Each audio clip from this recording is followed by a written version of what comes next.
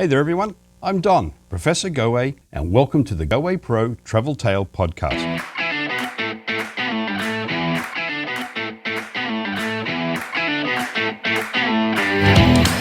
Travel far and travel often. Let's go. Hello everyone, welcome to the GowayPro Travel Tales Podcast. Valencia, Spain. Is it a city? Is it a province? Is it a state? I don't know. With all my travel into South and Central America, I've been to every country in that continent, or continent and a half if you consider Central America. But I've never been to Spain, nor Portugal, which is just next door. So today, with all of our travel agents and partners out there, I'm going to learn all about, probably indirectly, a bit of Spain, but also in particular, Valencia. Joining us today is Eva Fernandez from Valencia. Are you actually in Spain, in Valencia right now, Eva? Yes. Thank you, Don, for the presentation. Yes, I am in Valencia, in Spain right now. Okay, then. So I actually did a podcast interview yesterday. Well, I did two yesterday. It doesn't matter when yesterday was. It's just yesterday. So I was speaking to someone from Johannesburg who work in Uganda, and I was speaking to someone from the UK, and now I'm speaking to someone in Spain. This is the good, fun thing about our podcast is we have people literally from all over the world. So, Eva, as I mentioned in the introduction, I know very little about Spain. I know some history because I'm right into my history, as people will know. So I know historical aspects of Spain, but from a traveler's point of view, as I mentioned, I've not been there. We have a very good friend who goes there every summer. She Airbnbs it and learns Spanish in a Spanish school, all that type of thing. So today, let's have a conversation about Valencia, of course, and the basics, because I think a lot of people out there may not know a lot about it. So let's go back to my first statement. Is Valencia a city, and is it a state, or is it both? Well, actually, the Valencia is the name for a city, for a province, and for a region. In this case, the topic today is to talk about the Valencia city, which is the main capital of that area. And in fact, Valencia is the third largest city in Spain, located in the Mediterranean coast. It's one of the three big cities in Spain. Okay, what would the other ones? I guess Barcelona, Seville would be the other sort of... Madrid is the capital. Madrid, of course, yes. Madrid is the capital, then Barcelona, and then Valencia. Madrid is inland in the center of Spain. Then Barcelona is northern Valencia in the Mediterranean coast, and Valencia is in the middle of the Mediterranean coast of Spain, just opposite the Balearic Islands, Ibiza, Mallorca. So that's geographically the location. So it's close to Mallorca, which a lot of people will know. Yeah. Actually, we've got a lot of travelers combining different places like Mallorca, Valencia, and Madrid, for example. So it is possible to combine many places. Actually, when Americans, especially when they come to Spain, they don't come to just one place. Usually they come, they enter in Spain through Madrid city. They spend there a few days, and then they usually visit other cities. The connectivity between Madrid and Valencia is very fast. We have a fast train connecting both cities in less than 90 minutes, which is very, very easy to move from one city to the other. And we've got a lot of Americans, though we don't have a direct flight connectivity between Valencia and the States. We've got a lot of Americans coming to Valencia. That was going to be my question. So there are no direct flights into Valencia from the US or Canada, for that matter, I would assume. Yeah, we've got a direct flight from Montreal, Canada. Oh. Now it's not operating. It just finished, and it's gonna be resumed in February, once a week on Saturdays. But from June, we will have it twice a week. Okay, so it's a direct flight Montreal-Valencia, operated by Air Transat. Air Transat. So it's obviously a seasonal flight, but as you mentioned, for next year, it's going to go up to twice a week. Excellent. For our US travel partners out there. So when they're looking at getting people into Valencia, as you mentioned, 9 times out of 10, they'd fly into Madrid and then connect there. is there any point in connecting by plane from Madrid to Valencia, or is Sure. the train the best way to do it? I mean, it depends on what your plans are. If you Right. are planning to fly to Madrid, spend there a few days, and then move to Valencia, I think the easiest way is taking the train. However, if you want to fly directly to Valencia, the best way would be flying through Madrid with a connection flight to Valencia. Valencia airport is very close to the city. It's just 10 kilometers away from the city center, and it's connected by metro. So it's very easy to reach the city once you're landed in Valencia airport. Who would be the main carriers from the US to get you into Spain, into Madrid for the most part? The main carriages, I think we've got Delta and American Airlines, I think. Okay, they'd be the two to look at. Okay. From historical point Also, of the view, Spanish Iberia is also connecting of both. course, yes, Iberia. Yeah. As I mentioned, I like my history, so I did some, because I know very little about this area. I did some research. So the city was founded in 138 BC by the Romans, and as you mentioned, it's on the Mediterranean. So two-pronged question here. Due to the history, the Roman history, as that's where it was founded, when people go to Valencia, the city, Uh-huh. by it being historically old and being on the Mediterranean coast, is the opportunity to have a mix of historic sites to see as well as famous Mediterranean beaches. It's the opportunity to see history and also Mediterranean lifestyle. Obviously, the Mediterranean lifestyle includes the Mediterranean coast. So you've got that diversity, being able to do city plans and beach plans, or also historical, if you are in love with history, discover all the old towns in Valencia with the Romans, the Muslims, all the different civilizations who lived in the city have left their input in the city, and it's very easy to find it. But at the same time, it's a modern city, and you can see quite a big contrast in between that old part of the city and modern complexes like the avant-garde City of Arts and Sciences, which is a huge complex designed by the architect Santiago Calatrava, who's a very well-known architect all over the world, and he was born in Valencia. So he designed an enormous complex, architectonic complex, with different buildings, which main topic is science, culture, music. So you've got an IMAX cinema, there's an opera house, there's a science museum, there's an aquarium, which is the biggest one in Europe. The architectonic complex is one of the most iconic avant-garde complexes in Europe. And in Valencia, you can see that opposition of classical, but at the same time modern and avant-garde, and it's a good opportunity to combine different plans. So with it being a modern European city, which is, I think, to be expected, and like most European cities, there is history there.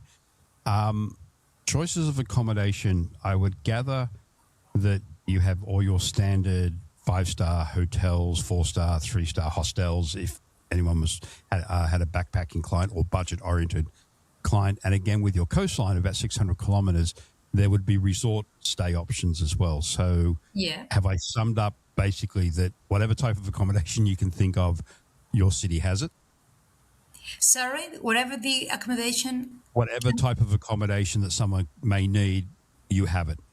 Yeah, basically. I mean, and that again depends on the visitor's desire. If you want to be in the old town, for example, I would recommend those boutique hotels in historical buildings, old palaces that now have been converted into small boutique hotels, 4 or 5-star hotels, but very small with 40, 30 rooms.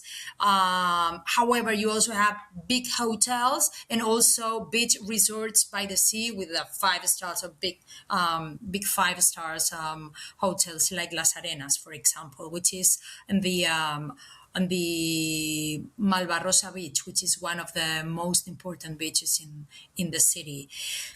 Depending on your likes, it's better being located central and then going to the beach, or being in the beach and then go to the city center for more city plans.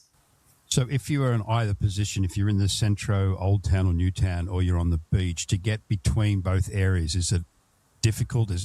I guess, in other words, is it hard to get around the city of Valencia and its beaches?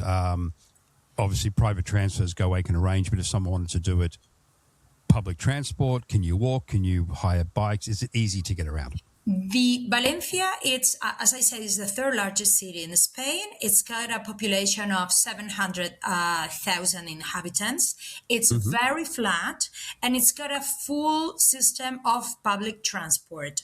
It is very easy to move from one place to other. It doesn't take more than 20-30 minutes by public transport, whereas if you have a private transport, it might take 10 minutes. 15 minutes. Additionally, as I said, it's a very flat city, and we've got more than 200 kilometers of bike lines. It's very easy to move from one place to other by bike. And together with the weather we have, the Mediterranean weather we have all year round, with an average temperature of 19 degrees centigrade as an average, I think it's a bike-friendly city if you feel like moving from one place to other by bike, and very safe at the same time. Okay, so a couple of things. A question that I was going to ask. So the temperature on average is 19 degrees Celsius, which sorry to our American friends, I'm not very good at translating into. Yeah, I'm Fahrenheit. not good either. Yeah, sorry. But that is very mild and warmish throughout the year. Obviously, there'll be peaks, and we'll get into the high seasons in a minute.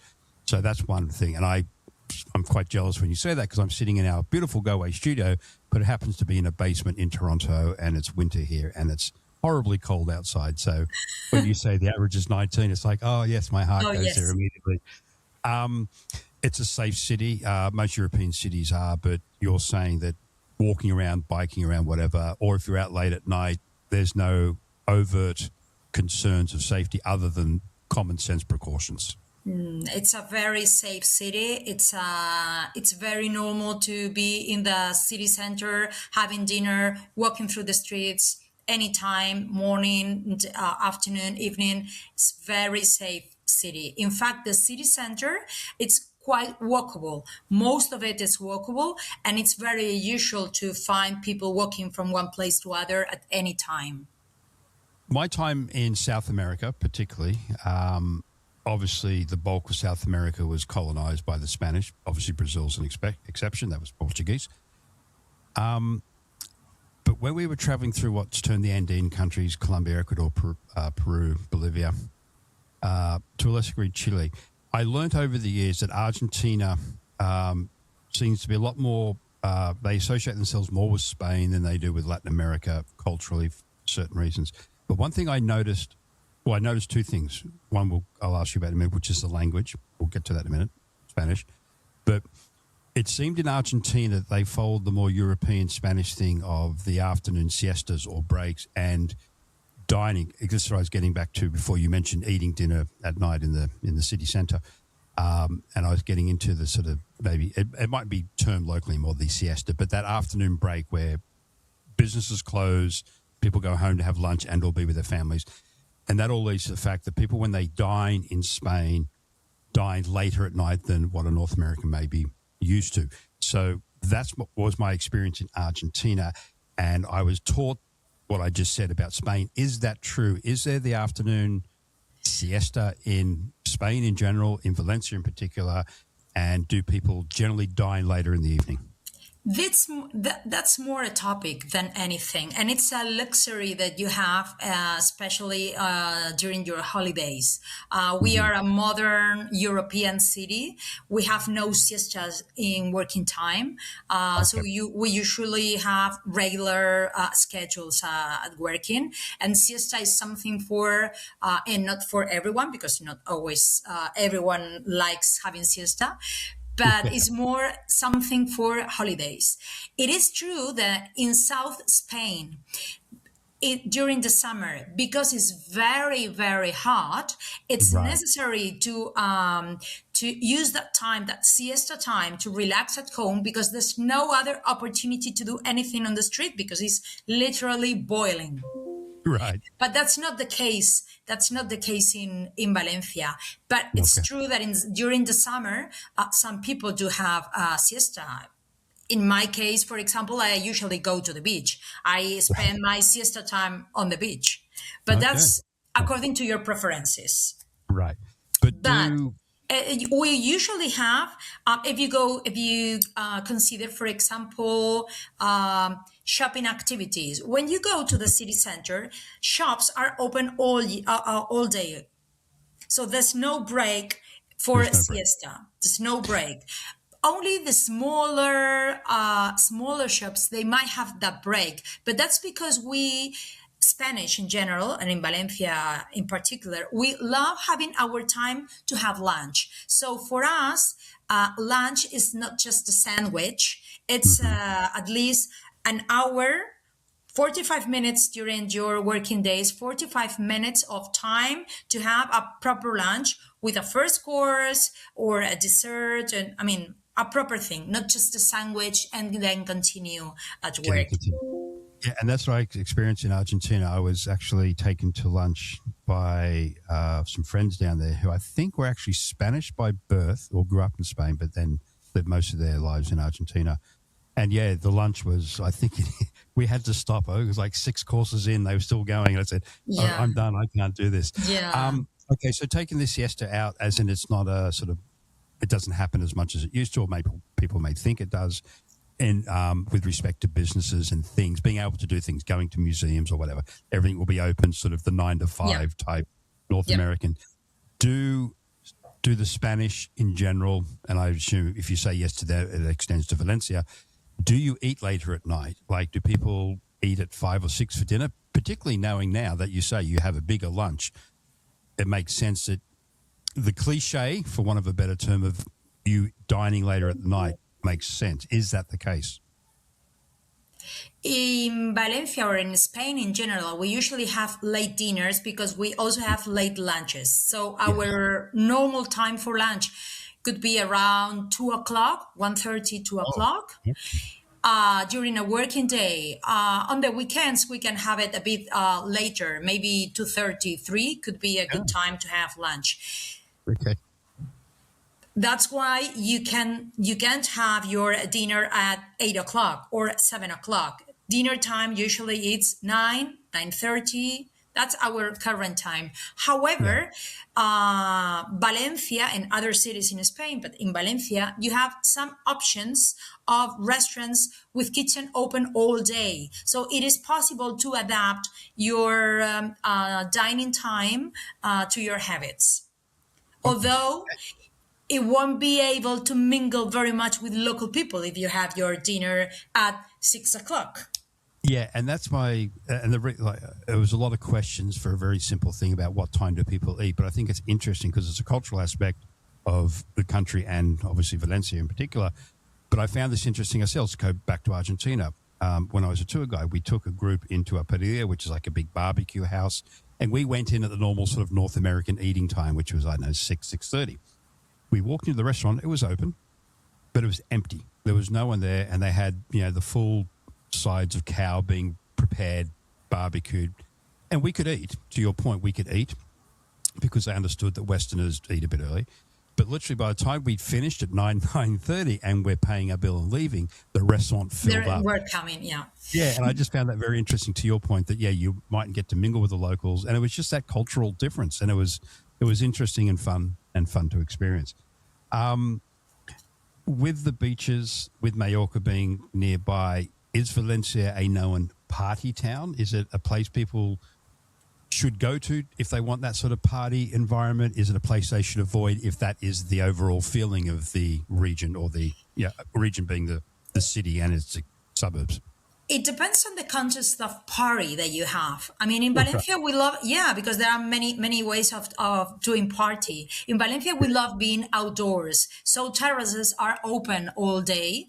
And we love socializing there. And it's very easy, as I said before, to mingle with local people in a terrace, having drinks, in the morning, in the afternoon, at night. That's the kind of party. Of course, there are clubs, nightclubs, and it is possible to have also discos, other kind of parties. But it's not a place like, for example, Ibiza that you would think of. That's the idea, the icon of the party city. That's not the case of Valencia. Okay. Valencia is more relaxed Mediterranean lifestyle with lots of activities outdoors, with lots of terraces. We have a lot of concerts and activities open air, especially during the summer, but also in winter when we celebrate our famous Fallas Festival, which is an artistic festival on the street full of different activities, and they are all open air. So that's the way we celebrate, or the way we have our party. But yeah, I mean, if you're looking for a disco and nightclub, it's perfect. Big venues, for example, for big concerts, we have just a big venue that just opened after summer, which is the Roig Arena, and it's one of the most modern venues, arenas in Europe. And it's full of activities, with concerts, with activities. So it is possible to have party. But again, I mean, there is a big difference in between the idea we can have for Ibiza and what we have in Valencia. You may have answered my next question in your answer there.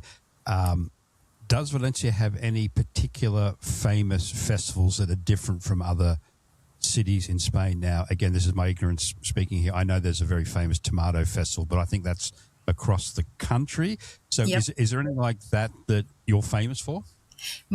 Our famous festivity is the Fallas Festival, which is an open-air festival that takes place every March. We have different points of that festival. The city gets full of papier-mâché monuments, enormous papier-mâché monuments, where you use criticism, satire to criticize the Valencia daily life or daily issues. All those monuments are burned on the night of the 19th of March. All of them.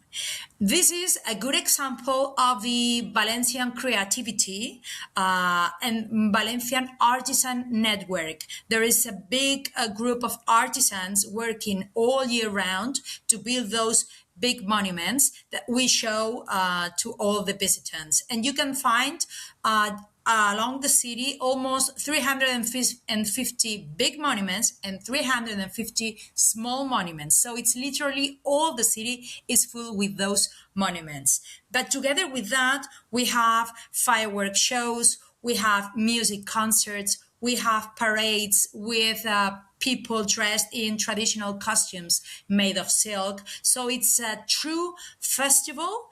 I suppose is one of the biggest open-air festivals, ephemeral open-air festival, because that basically disappears on the night of the 19th of March.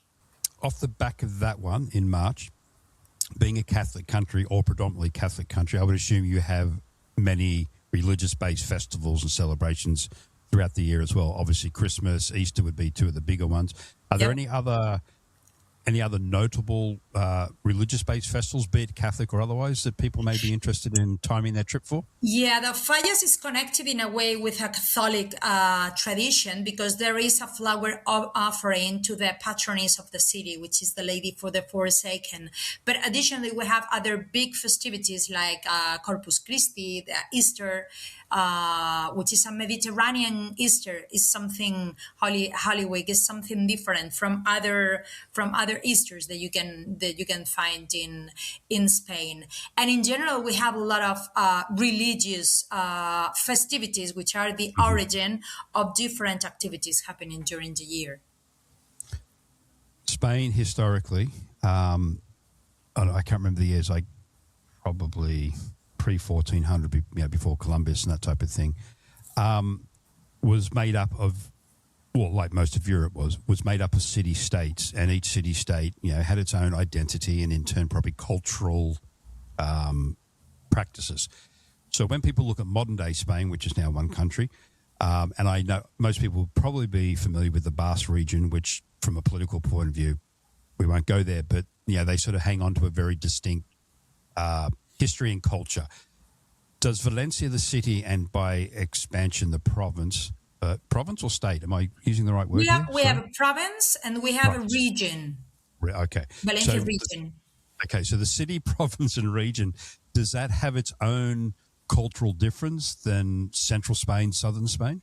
We have an own language. It's very similar to the Catalan language. Same root, same as with the Balearic language. It's same root as the Catalan, but we have our own language, and it's very very important for locals. So most traditions are based in that language. When you come for the Fallas festival, those monuments that I explained before have an explanation, and that explanation is written in Valencian language. So it's a very important and unique distinguish between the rest of Valencia and the rest of Spain. Is Valencian a derivative of Castellano Spanish, or is it a completely different language? Well, they've got the common root of the Roman, and then they have like different languages. So if someone speaks Spanish, will they understand Valencian, or is it very different? Yes, they will understand. The only problem is that sometimes you've got like very strong accents, especially people coming from the small villages with strong accents. And sometimes it might be a bit difficult. But in general, it's easy. It's not the same case as, for example, what you have with the Basque country, which is not, it has nothing to do the Euskera with the Spanish. It's different root and something completely different. Me speaking Spanish, I'm not able to understand a word of Euskera. Oh, wow. Okay. Someone traveling into Valencia and the region, or the city in particular, and they don't have any Spanish, I would assume that getting around with only English won't be an issue, particularly within the tourist regions. But just if someone wants to do a long stay, like go and rent a beautiful little house or a castle, as you mentioned, and spend our North American winter there, or do as my friend does, go over and want to learn Spanish or Valencian, as the case may be. Can they get around without any real drama with only English? Yeah, you can go around with no problems using your English, especially, hotels, restaurants, shops you usually have are able to communicate if you speak in English. However, if you go to the more unique places, like, for example, the Mercado Central, the central market, the food market, that you might have some problems in different stores if you only speak English. Okay. But then I guess that's par for the course. In any local market anywhere in the world, they probably won't be speaking what your first language would be. They'll be speaking local. This is a purely curiosity question, and I don't think I've ever, in all my years of meeting people from Spain, etc., I don't think I've ever had this conversation or asked this question of them. My Spanish that I learned was in South America. I learned quickly that while I can probably speak Spanish, we'll understand each other. There is a definitive accent with Castellano, Spanish. And as there was a few words right at the beginning of our chat here where in English we would say you speak with the lisp, the th sound. Why did it? And again, I think I know the answer because I'm from Australia and I speak English, but not with an English accent. And that's where our white heritage is from. I'm assuming that the South American Spanish lost some of that pronunciation just because it was like outpost cities way back when. Is that the reason that the Spanish is not the same, at least in pronunciation? With the South American? Yeah. You mean? Well, again, like in South America, they don't use the, like, if I say thank you, it's it's gracias. And if you say it, I would assume it's with a th, gracias. Yep. So that sort of pronunciation. But that's accepted. That's what we call ceseo, and that's something accepted. We have an institute for the Spanish language and accepts different variations from South American, for example, and it's completely accepted. It's just different. There are different options or variations of the Spanish. Obviously, Spanish has been spread like English has been spread through many territories. So when you spread the language, it's usual to have those differences. But that's good. That means that the language is alive and it's still using it. And it's obvious. Every year we have like new words entering our dictionary because the language we use, it's evolving, and we are introducing the evolution. Yeah. It was just a curiosity question. Of course, it has nothing to do with. But we understand each other. It's not just a question of pronunciation. When we sometimes might have some problems is in the use of specific words that might be a bit different. Yeah. But again, I mean, if you get the context, then in the end, you understand each other. But obviously, you need a bit of context to understand it. And again, basically to our listeners, that was more my personal curiosity question than anything to do directly with Valencia. But as Eva's mentioned, if you have some Spanish, you'll be fine out there. So you mentioned the festival in March. You've mentioned that the average temperature is about 19 degrees Celsius. So I would assume because it's Europe, the high season is summer time, the sort of May to July, August. Is the city of Valencia now? There's have been a lot of reports, not so much recently, but definitely this year, of Spanish people in general getting sick and tired of tourism and tourists taking over cities. So comparatively speaking to your other big city neighbors, is Valencia, you said it's the third biggest, so I understand it's big, but compared to Madrid, etc., is it a quieter option for people? Is it less touristed or less traveled by people? So therefore, if they choose to go to Spain in summertime, where Europe in general is going to be busy because it's just the way it is these days, is Valencia a good choice to maybe get away from some of those crowds, comparatively speaking?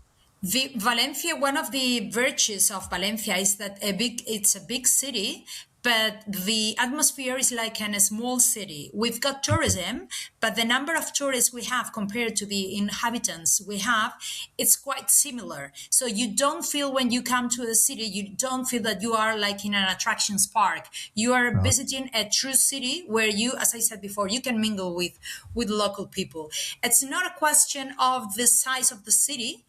It's just a question of the number of tourists we are receiving. And at the same time, Valencia, it's an all year round destination. So we don't have that big concentration like by Ibiza, for example, or Mallorca, that you have a big concentration between June and September. We've got visitors all year round, basically, except for maybe our low season would be January and beginning of February, but that's it. So all visitors are all over the year. So you don't have that idea of being a packed city. And at the same time, our tourist attractions or the point of interest for tourists are spread through all the cities. So you don't have the concentration just in the old town or just in the Mediterranean coast. For example, we have one of the most important spaces for me. It's the Green Turia Garden, which was in the past a riverbed whose course was diverted because we had problems with floods in the past, in the last century. So we diverted the course of the river, and then in that space, which is a 9-kilometer long space, we built a garden. That is one of the most unique spaces in the city that crosses for 9 kilometers from west to east all the city. And in that area, you, for example, have a lot of facilities for sports, to walk. Even the City of Arts and Sciences complex is there. So as I say, we've got like many different spaces or places to visit that is it's very difficult to find that you feel packed with a lot of tourists. Know what I mean? I do know what you mean, and that is to our travel partners out there. I think Eva's description and answer to my question there is very, very important, because we at Goway are finding more and more people being frustrated. This is primarily, well, not just Europe, but most countries these days with the big sites. It's so popular now that the crowds are there. It's becoming a bit of a chore to visit, particularly in Europe, some of these big cities during high season.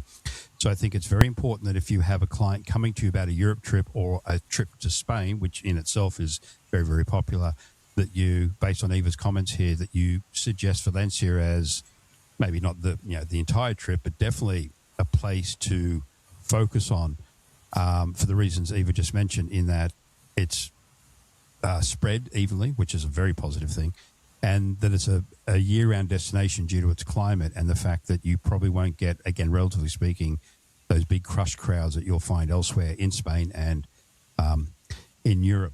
On the back of that question, most cities, when people look at visiting a city, they're going to allow 2, maybe 3 days to see it. So if someone is, obviously, like you've convinced me that this would be a very beautiful city to spend extended periods of time, where a long stay, as we would say, or if you're a snowbird wanting to escape the winter of North America, Valencia sounds like it's got it. I've just noticed, sorry, as I'm speaking, I'm watching Eva get darker in my screen because I assume the sun's going down where you are at the moment as well. So, Eva, how long, if someone's doing a combination of cities within Spain, how long, if they're just looking at to see the city, to experience some of the culture, the dining, the music, etc., how many days would you recommend that they commit to Valencia? If you want to do a combination of different Spanish cities, I would recommend to stay for 3 days in Valencia, which gives you the opportunity to experience like different areas in the city. As I said, the old town, the coast, the natural parks, all different activities. However, if you want to have like an extended stay in Valencia, then I would recommend like the nearby in the province, the nearby activities you can do, like visiting the wine producing area, which is just 1 hour drive from Valencia city, going to the Romans castle that we have in a very tiny town close to Valencia, which is half an hour drive from Valencia. I would say like 3 days in the city and 2 days getting to know the surroundings is the best choice. If you want to combine just 2 cities, for example, Madrid, Valencia, then I would say 3 days Valencia, 3-4 days Madrid, and you have a good combination of 2 different cities, but giving you like the 2 sides of what Spain is. One more big capital, European capital, very based in culture. And the other one is with the Mediterranean lifestyle, more relaxed, more something different. If I'm a client coming to you as a Goway destination specialist, and I say to you, I want to go to Spain, I want the sunshine over winter, I want to do an extended stay, I want to do like a homestay, learn some Spanish, etc., how would you convince me to go to Valencia versus Madrid versus Seville versus some of the other big cities? What's your pitch to me and to our travel partners it's out not there? a question. Okay, it's not a question of convincing. I can tell you that Valencia, it's a unique city that has things that you won't find somewhere else. It gives you the perfect combination of relaxed life and urban city with open air activities and also a big cultural agenda by the coast with a very it's a Mediterranean weather. And we haven't talked about that yet, but one of the best cuisines in Spain. I don't know if you know, but Valencia is the birthplace for the paella. I'm sure you know the paella recipe. Everyone considers it's Spanish. Yes, it's Spanish, but it was invented in Valencia. So it really worth it to come to Valencia and see the place where the paella was invented. Well, you might have convinced everyone to go to Valencia just because of the food and into the paella. So there's the thing that makes it different. I think like you have the original paella. Okay, perfect. So let me ask just some other basic questions. And again, this won't be to Valencia per se. You're part of the European Union, so the euro is the currency that's used in Spain, correct? Do North Americans need a visa to visit? I think you've got I don't know about the visa. I think you have like a European visa that has been approved, and it's but I don't know if it's working right now or it's just next year. But it was in the way. Yeah, like actually, one of the visa to visit the Schengen countries in Europe. You're actually right, and I know it's been talked about. So I'm going to, those who are listening, those watching, you're going to see a little sort of cut here. We'll join our regularly scheduled program after these messages. Current key requirements for short stays for Spain, up to 90 days. Passport, valid for at least 3 months beyond your intended stay in the Schengen area. Purpose, tourism, business or family visits. Potential checks. Border officials might ask for proof of onward travel, sufficient funds or accommodation. Future requirement, ETIAS. Starting in late 2026 US.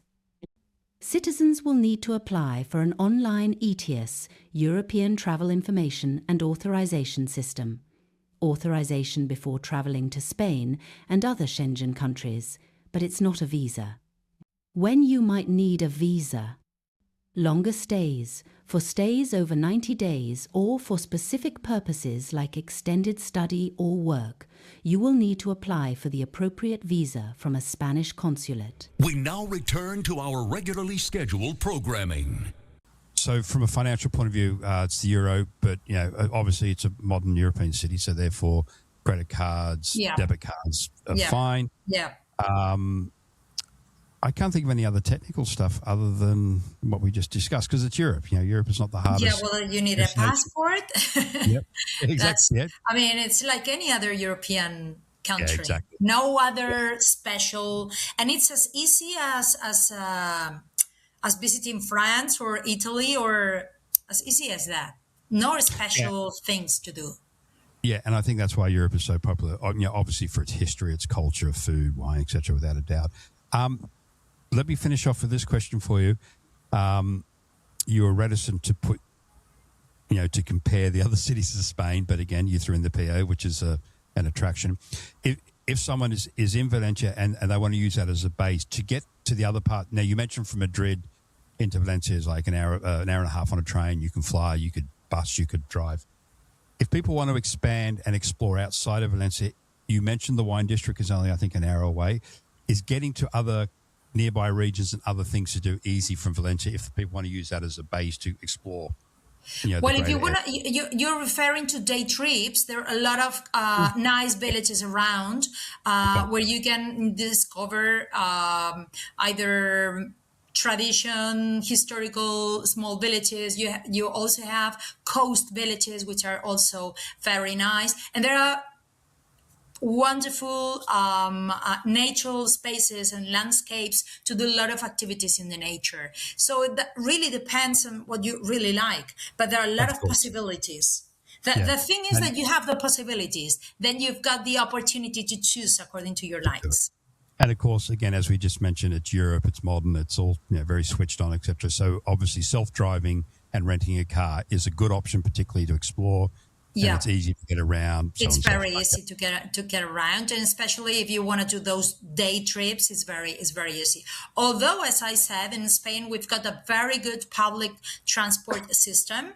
You can move from one city to other by train, which is fantastic and very fast. As I said, it's connected Madrid and Valencia in less than 90 minutes, and it's a very good option. I really recommend that when visiting Spain. Okay. Sorry, people who are listening to us won't see this, but people who are watching the video, I've just watched Eva over this last 45 minutes go from a bright room. All I can really see now is the reflection on her glasses and the outline of her face. It's all a bit spooky as I look at her. through my monitor here. Okay, Eva, thank you very much for that. To our travel professionals out there, I think, again, like Spain, I want to get to. It's one of the countries I haven't done in Europe, and I've done many. And my Latin American experience. So it should be on your list then. Oh, it is on my list for sure. And I have an affinity with Spain because, one, history, and by extension, how Spain, colonized South America. And I love my Latin America stuff. So it's only natural, really. I should go and visit Spain. And as I say, our friend goes over. She doesn't go to Valencia, but I'm going to recommend she goes to Valencia now. But it sounds like a perfect spot. I think all Spain is beautiful, goes without saying.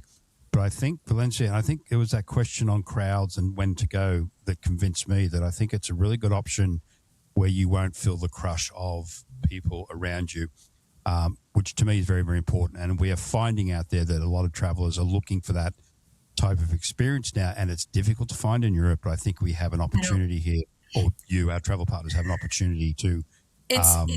It really is an opportunity for travel agents to show or offer their clients like an alternative destination where you've got a lot of things to see in a very comfortable way, in a very living like a local, which is fantastic, and trying to get a good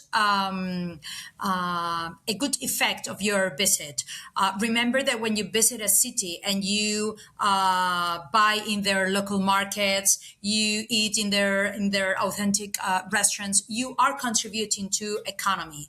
And we really appreciate when visitors come to the city and they take part of our traditions, because for us, they are temporary citizens. It's not just a visitor who goes to a city and collects picture. We really appreciate when those tourists come to the city to participate in our daily life. And that's a very important point that Eva's brought up there about any type of tourism to any country in the world. You put money back into the local economy, but if you can choose your accommodation, your activities, and your experiences to be truly local, locally owned hotels, locally owned resorts, whatever it may be, local restaurants, etc., then not only do you get that real true cultural interaction, immersion, you get to live like a local, as Eva mentioned, but you're helping sustain the local communities and the economies, and it keeps everyone happy. And again, we're finding, and we've heard this from you, our travel partners out there, that more and more of your clients are looking for that more authentic, natural experience. And it sounds like, to me, Valencia within Spain is the place to focus on if your clients are looking for that European, Spanish experience. Look to Valencia first. In fact, Valencia is becoming each time more popular among Americans. We had a research recently published, and Valencia was the third most popular city among Americans when visiting Spain. And actually, Valencia has been chosen like three or four times in a row, like the best city to live in the world and to retire, because the average of life is quite balanced. The money you pay with the quality of life you have is very balanced, and the living conditions are very good. So it's very, very appreciated. Mainly they visit us, but we have a lot of Americans staying longer because it really works for them. Yep, and it's a place that, again, I knew nothing about coming into this conversation. I feel I've learned a lot. Thank you, Eva, for that. I hope our travel partners out there have learned a lot. And again, as I was just saying, I think you need to move Valencia to the top of your list when someone comes to you with a request for Spain, be it a 3-day visit to a city or a longer-term cultural immersion, or just live like a local long stay. So on that note, Eva, thank you very much as you fade away into the dark there. In Valencia as the sun sets. And to our travel partners out there, as always, thank you very much for your time. We know how busy you are. And until next time. Okay, thank you so much, Don.